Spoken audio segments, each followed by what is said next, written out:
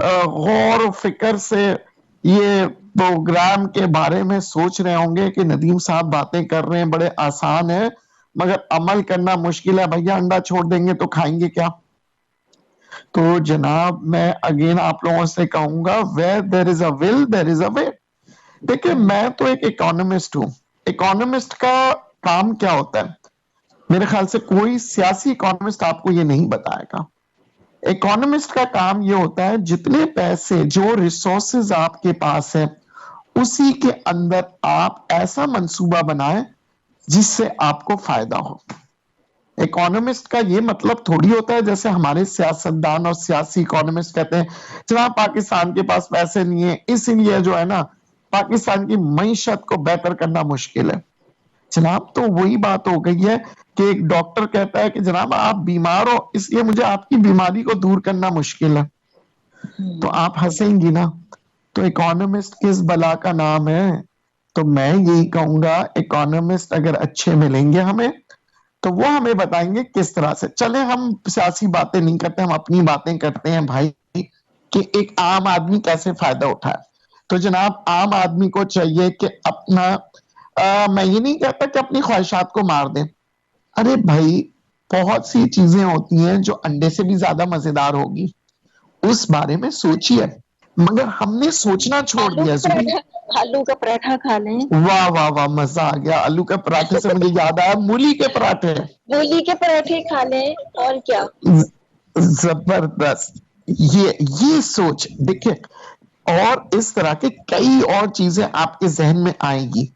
मगर अगर आपने जहन में सिर्फ ये सोच लिया नहीं भाई मुझे तो अंडा ही खाना है, छोड़ो, और कोई में मजा नहीं आएगा, तो फिर वही बात है। जिंदगी में वो कहते हैं ना कि कुएं का मेंढक हमेशा कुएं में ही रहता है। वो कहते हैं ये मेरा दुनिया मेरी इधर ही है। मगर जब वो दुनिया में निकलता है, जब कुएं से बाहर निकलता है तो पता लगता है दुनिया बड़ी प्यारी है। हमारे पास बहुत से ऑल्टरनेट रिसोर्सेज होते हैं। आज मैं तमाम सुनने वालों को कह रहा हूं क्योंकि ये महंगाई सिर्फ पाकिस्तान में नहीं है, हिंदुस्तान में, बरतानिया में, अमेरिका में, पूरी दुनिया में। तो भाई मसला यही है ना। देखिए दुनिया में क्या है, हम इकोनॉमिक्स के एक स्टूडेंट होने के नाते हम हमेशा यही पढ़ते आ रहे हैं, डिमांड एंड सप्लाई। आपकी अगर डिमांड बढ़ते जाएगी तो फिर सप्लाई शॉर्ट होगा और फिर चीजें महंगी होंगी। और आप अपनी जी मैं आपको सिंपल सी बात बता देता हूँ, डिमांड जो है ना, हर चीज के अंदर डिमांड एंड सप्लाई का आपको सोचना पड़ता है।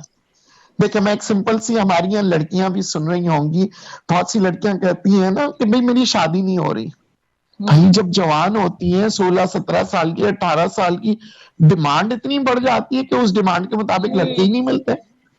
फिर 20-21 साल की होती है, 22-23 साल की, और डिमांड बढ़ जाती है जनाब जितनी। अच्छा फिर 30-35 साल के बाद जब देखती है कुछ नहीं मिल रहा तो उनके डिमांड्स कम होने लग जाते हैं।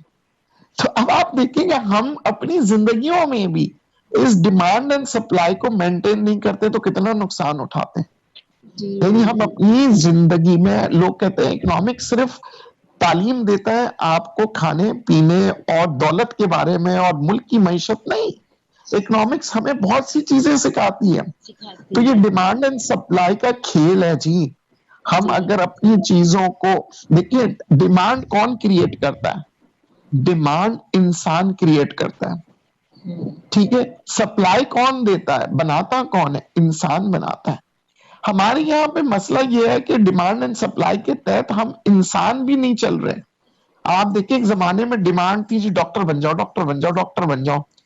आज मैंने ऐसे भी डॉक्टर देखे हैं जो बेचारे पैसे ही नहीं कमा रहे, बेरोजगार है वो भी। जी कभी टीवी शोज में आ रहे हैं, कभी कह रहे हैं, कभी इलाज कहते हैं भाई हमें कोई और नौकरी दे दे, कई नौकरियां ढूंढ रहे हैं। क्यों? क्योंकि डॉक्टरों की डिमांड कम हुई, सप्लाई ज्यादा। अब यही डॉक्टर अमेरिका में जाते हैं अरबोपति बन जाते हैं, क्योंकि वहां पे डॉक्टर की डिमांड ज्यादा है, सप्लाई कम।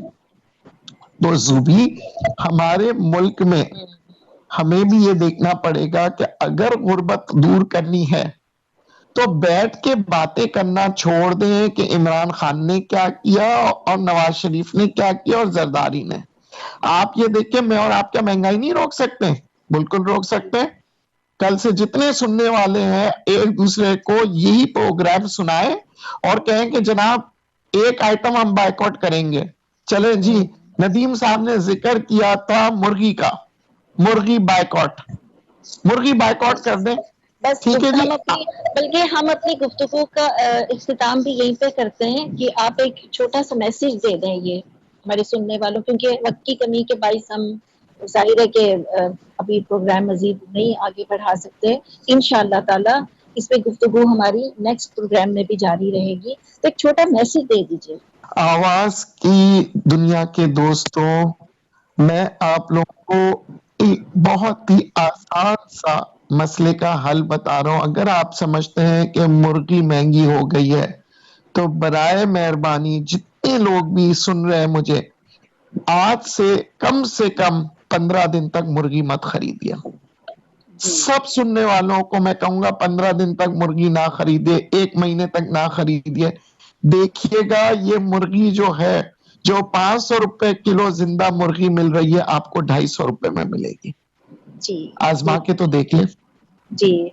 और उम्मीद है कि हमारा प्रोग्राम हमारे सुनने वालों को पसंद आया होगा और कुछ ना कुछ उन्होंने सीखने की भी कोशिश की होगी, जो कि आपने इतनी अच्छी बातें की हैं। तो अब हमें इजाजत दीजिए। अल्लाह हाफिज। पाकोली के ज़ेरे एहतमाम हैंडपम्प प्रोजेक्ट पाकिस्तान के दूर दराज इलाकों में जहां पानी की शदीद किल्लत है, अपने प्यारों के नाम से हैंडपम्प सिर्फ $150 में लगवाएं। आपको पंप की तस्वीर, वीडियो और एड्रेस मुहैया किया जाएगा। मजीद मालूमात के लिए बशीर कमर से 347-654-5685 या सलमान शेख से 516-458-4632 पे रब्ता करें।